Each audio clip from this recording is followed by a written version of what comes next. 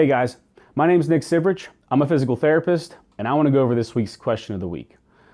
This week's question of the week is, don't injuries just heal themselves? Can't they just go away? Sometimes they can, but it's very rare. And there's a big misconception out there. I mean, a lot of people feel like, including myself before I was a physical therapist, is things are just going to go away, and not just with injuries.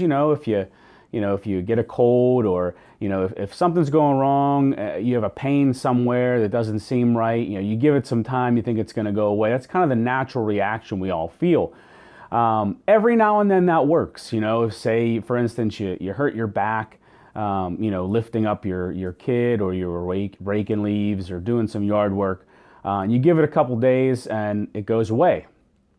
Every now and then that'll happen, but most of the time you need some sort of intervention, some sort of treatment in order to help your body heal, help that area heal, as well as speed up the process a little bit. And I want to give you a couple examples here. So when, for instance, you sprain your ankle, and normally that's a 4 to 6 week process of healing time. There's an acute phase where everything swells up. There's a subacute phase where things start to bruise.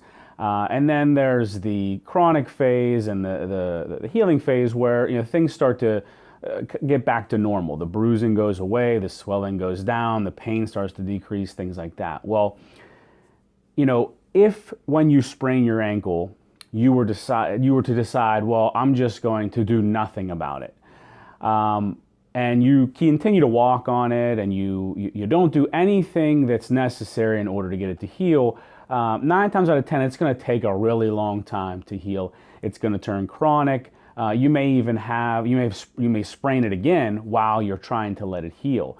With any type of treatment for that, it's going to help speed up the process. It's going to help with those tissues, especially when you're ready to load those tissues by walking on it and doing different exercises.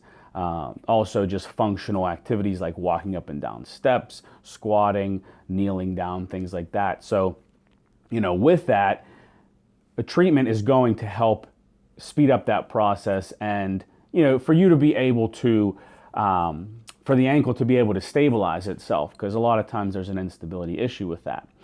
Other times, say for instance with low back pain, if you are working out at the gym, or if you're doing stuff at home, yard work, picking things up, whatever, and you injure your back. Sometimes with just a little bit of rest, that does help, but most of the time you do need some sort of treatment.